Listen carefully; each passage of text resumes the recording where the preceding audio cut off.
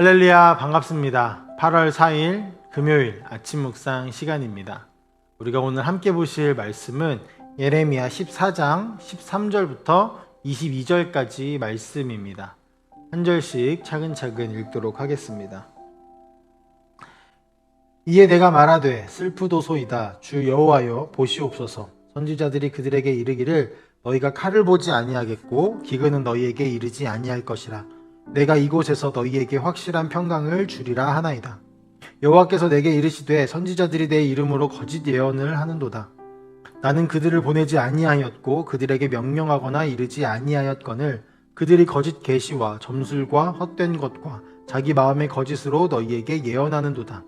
그러므로 내가 보내지 아니하였어도 내 이름으로 예언하여 이르기를 칼과 기근이 이 땅에 이르지 아니하리라 하는 선지자들에 대하여 여호와께서 이와 같이 말씀하셨노라.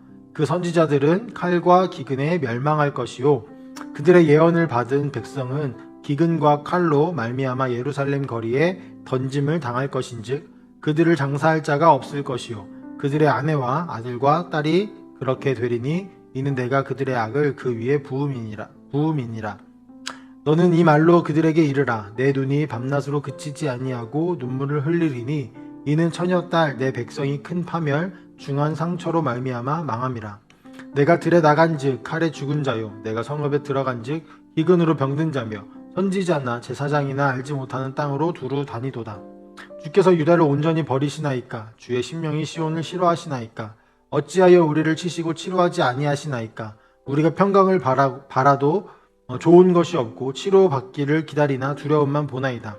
여호와여 우리의 악과 우리의 조상의 죄악을 인정하나이다. 우리가 주께 범죄하였나이다. 주께서 우리와 세우신 언약을 기억하시고 패하지 마옵소서. 이방인의 우상 가운데 능히 비를 내리게 할 자가 있나이까? 하늘이 능히 소나기를 내릴 수 있으리이까? 우리 하나님 여호와여 그리하는 자는 주가 아시니이까? 그리고 그러므로 우리가 주를 앙망하옵는 것은 주께서 이 모든 것을 만드셨음이니이다 하니라. 아멘. 오늘 우리가 함께 보신 이 말씀은 어제의 말씀 속에서 하나님이 심판에 대한 확정적인 말씀을 하신 것에 이어서 다시 한번 예언자와 하나님의 대화가 나오고 있습니다. 먼저 하나님께서는 어제 말씀의 마지막 부분에 예언자와 백성들의 회개와 부르짖음에도 불구하고 그들의 죄를 멸할 것임을 확정하시면서 말씀하십니다. 이에 대하여 예언자는 슬퍼하며 다른 선지자들의 긍정적인 예언을 언급하고 있습니다. 이것이 하나님의 뜻과 반대로 긍정적으로 예언하는 이들의 거짓 예언에 대한 고발인 것인지 혹은 그 예언을 듣고 하나님의 음성을 듣지 못하고 있는 백성들에 대하여 변호를 하고 있는 것인지는 정확히 알 수 없습니다. 하지만 확실한 것 하나는 지금 다른 선지자들이 이스라엘에 대하여 망하지 않을 것이라고 말을 하면서 하나님이 하신 말씀과는 다른 예언을 하고 있다라는 것입니다. 이들에 대해 하나님은 그들을 거짓 선지자라고 말씀하시며 못 박습니다. 그들은 내가 보지 않았으며 거짓 예언을 하고 있다라고 말씀하십니다. 오히려 그들은 그들의 예언과 반대로 칼과 기근으로 그들이 이야기한 대로 멸망하게 되어질 것이다 라고 말씀하십니다. 성경에 나오는 예언에 대하여서는 우리 담임 목사님께서 한번 언급하시며 설명해 주신 적이 있습니다. 미래에 대한 것을 이야기하는 것이 아니라 하나님의 말씀을 대신하여 이야기한다. 그래서 말씀 예자를 사용하여서 예언이라는 단어를 사용한다라고 우리는 들었습니다. 마찬가지입니다. 여기서 나오는 거짓 선지자는 미래에 대한 이야기를 예측하고 있습니다. 하지만 하나님이 말씀하시는 선지자, 하나님이 선택하신 선지자는 하나님의 말씀을 대언하고 있는 것이죠.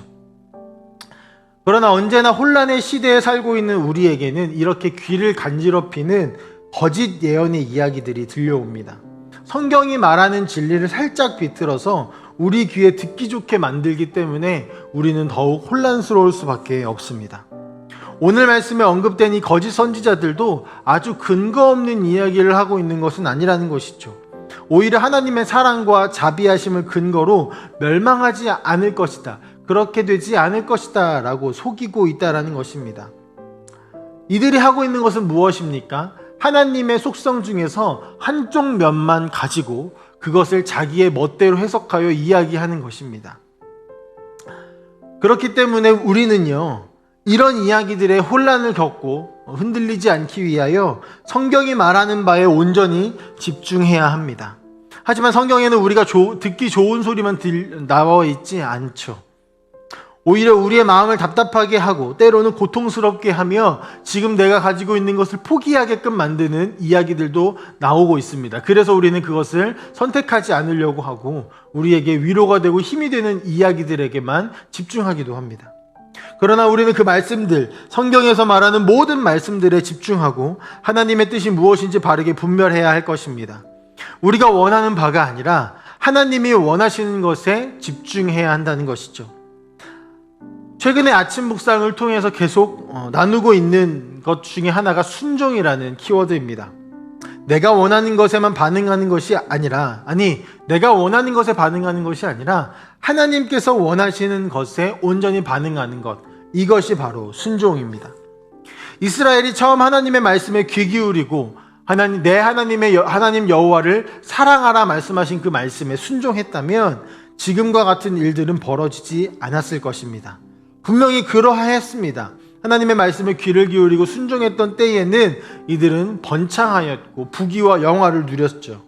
그러나 죄로 가득해진 이 시점에서 이스라엘이 해야 할 순종은 무엇일까요? 이미 과거의 영광은 지나갔고 지금부터 이들에게는 또 다른 순종이 요구되어집니다. 그것은 무엇이냐면 듣기 좋은 말에만 귀 기울이는 것이 아니라 회개를 촉구하였으나 회개하지 않았던 자신들에게 찾아온 이 확정되어진 심판을 겸허히 받아들이고 진정한 회개로 나아가는 것입니다. 자녀가 잘못했을 때 부모는 매를 들 때도 있습니다. 그때 자녀가 죄송하다라는 말은 반복하지만 계속 일들을 반복하고 잘못을 반복하고 심지어 매를 들고 있을 때 도망만 다닌다면 그것은 진정한 회개가 맞을까요? 진정한 회개란 잘못을 인정하는 것과 동시에 그에 대한 벌을 겸허하게 받아들이는 것입니다. 그러나 이스라엘은 그와는 반대되는 모습을 가지고 있죠. 마치 매를 맞기 싫어서 도망다니는 자녀와 같습니다. 두 손을 싹싹 빌면서 이제 와서 용서해달라고 말하는 자녀와도 같이 보입니다. 19절부터 22절까지의 말씀에는 그런 이스라엘의 모습이 나타납니다. 하나님, 유다를 온전히 버리시겠습니까? 우리가 이제는 죄악을 인정합니다. 그리고 우리를 미워하지 마옵소서. 계속 반복적으로 그들의 죄를 심판하실 것이라고 말씀하시는 하나님의 말씀을 겸허하게 받아들이지는 않고 오히려 그것에 대해서 하나님 이제서야 용서해 주시옵소서라고 이야기한다라는 것입니다. 매우 늦은 용서입니다. 어쩌면 이들에게 늘 회개하면 용서해 주셨던 하나님에 대한 이해가 담겨져 있었을지도 모르겠습니다. 그리고 그것은 착각으로 드러나고 있죠. 우리에게도 이 말씀은 동일하게 적용되어질 것입니다. 당연히 하나님은 우리를 사랑하셔. 당연히 하나님은 우리를 용서하실 거야 라고 말을 하면서 안일하게 살아가고 죄를 짓는 우리의 모습들이 보일 수도 있습니다. 이스라엘이 하나님이 주신 은혜를 잊어버리고 당연히 구원을 받았다라고 착각했던 것처럼 우리도 은혜를 잊어버린 채 구원을 받았다라는 것에만 집중하여서 우리의 삶을 마음대로 살아간다면, 우리 귀에 듣기 좋은 것에만 집중하면서 살아간다면 유다에게 찾아온 심판은 우리에게도 동일하게 이루어질지 모르겠습니다. 그러나 오늘 말씀에서는요, 하나님의 말씀이 심판으로 끝나지 않고 있고 하나님은 심판만을 원하시지 않는다라는 것을 볼 수 있습니다. 하나님은 예언자를 통해서 지속적으로 선포된 것처럼 반드시 약속을 잊지 않으셨고 그것을 신실하게 이루어 가실 것입니다. 그것이 어떻게 드러나냐면 17절 말씀에 하나님께서 예언자와의 대화 속에서 여전히 심판을 이야기하실 수 없는 상황에 대해 이렇게 표현하고 계십니다. 무엇이라고 표현합니까? 17절 함께 읽겠습니다. 너는 이 말로 그들에게 이르라. 내 눈이 밤낮으로 그치지 아니하고 눈물을 흘리리니 이는 처녀 딸 내 백성이 큰 파멸 중한 상처로 말미암아 망함이라. 하나님은 반드시 죄에 대한 심판을 내리실 것입니다. 그것은 변함이 없습니다. 그러나 그것이 하나님께 아무렇지도 않은 일은 아니라는 것입니다. 오히려 밤낮으로 슬퍼하고 눈물을 흘리는 하나님의 슬픔이며 고통입니다. 하나님이 사랑하는 백성들의 이야기이기 때문입니다. 그리고 하나님께서는 그 사랑 때문에, 그리고 그 눈물 때문에 결국에 자신의 아들을 내어주심으로 인해서 죄의 문제를 완전하게 해결하셨습니다. 예레미야의 말씀 속에 담겨 있는 것은 대부분이 심판의 메시지입니다. 우리는 그것을 보면서 계속해서 하나님의 공의와 사랑을 함께 묵상해야 할 것입니다. 예레미야 선지자가 전달하는 슬픔과 고통의 메시지가 이스라엘에게 슬픔으로 다가오겠지만 동시에 그것은 하나님의 슬픔이기도 하고 하나님의 눈물이기도 하다라는 것입니다. 오늘 우리가 살아가는 모든 순간순간들 속에서 때로는 하나님이 우리를 미워하시는 것 같고, 때로는 하나님이 우리를 심판하시는 것 같고, 그래서 우리가 하나님을 바라보기가 참 어렵고 힘든 때가 있지만, 그때마다 우리는 하나님께서 우리에게 허락하시는 공의와 사랑을 동시에 기억하면서 하나님께서 우리에게 무엇을 요청하시고 요구하시는가, 하나님의 말씀은 대체 우리에게 무엇을 말씀하시는가에 집중하고 귀를 기울여야 할 것입니다. 그래서 세상이 이야기하는 이야기들이 아니라 때로는 성경에서 말하는 우리가 원하는 이야기에만 집중하는 것이 아니라 하나님의 말씀, 사랑과 공의가 모두 담겨있는 하나님의 말씀에 귀를 기울이며 주께서 원하시는 그 길을 함께 온전히 걸어가는 우리 모든 함께하는 교회 성도님들이 되시기를 간절히 소망합니다. 함께 기도하겠습니다. 사랑의 하나님, 하나님이 우리에게 말씀하시고 요청하시고 손을 내미십니다. 너희는 나를 따르라고, 너희는 내게 순종하라고, 너희는 나를 사랑하라고요. 그러나 그것을 따르지 않았던 이스라엘의 모습 속에서 하나님은 결국에는 심판을 확정하시고 그들을 채찍질하시고 그들을 심판하십니다. 하지만 그 속에는 하나님의 공의와 하나님의 분노가 담겨져 있는 것과 동시에 하나님의 사랑과 약속에 대한 신실함이 담겨져 있음을 봅니다.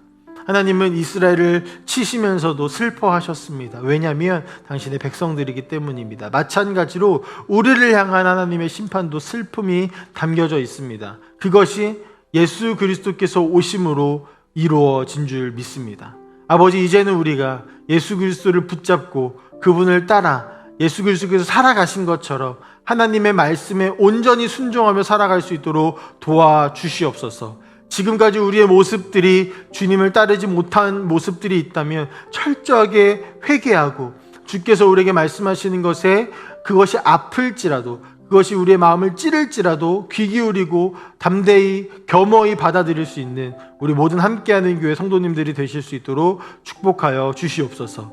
감사드리며 살아계신 예수님의 이름으로 기도합니다. 아멘.